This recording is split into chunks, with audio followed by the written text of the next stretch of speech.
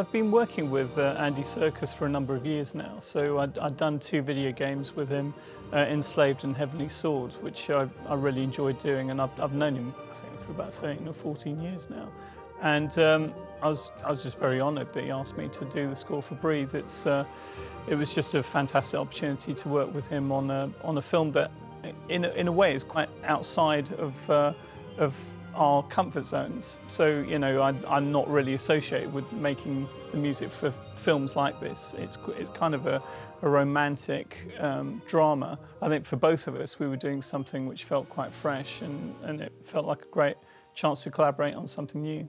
I didn't really draw on many musical influences for the film, not consciously anyway. I mean, there are lots of composers who do influence me, and musicians, but I think I was trying to find a sense of the journey, the narrative structure of the film. And Breathe is quite a complex and nuanced film in that Andrew Garfield is playing a character who's from quite a privileged background and has quite a happy and, you know, for the man in the street, a very privileged existence. But I guess the changes and shifts he goes through had to be reflected in the music, and how he copes with contracting polio, that psychologically had to be represented through the musical narrative as well.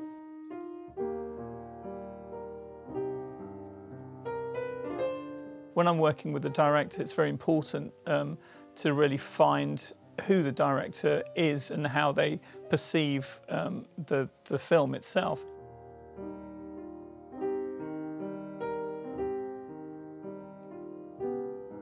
When I was starting out, I mean, I guess I was always very fond of Bernard Herrmann's music, of Ennio Morricone's music for film, but also I guess I really liked you know, the music for The Godfather, Nino Rota's music. I mean, there's so many composers that I felt moved by or found, you know, I guess a sense of empathy with their work.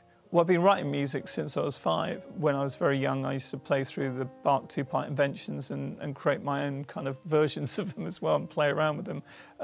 And I got into jazz and blues, particularly listening to Bill Evans with Miles Davis. I specifically got into being a composer for film back in the early 90s when I think around the same time as I was releasing my first album. I guess I'm just proud to be playing music every day and creating music.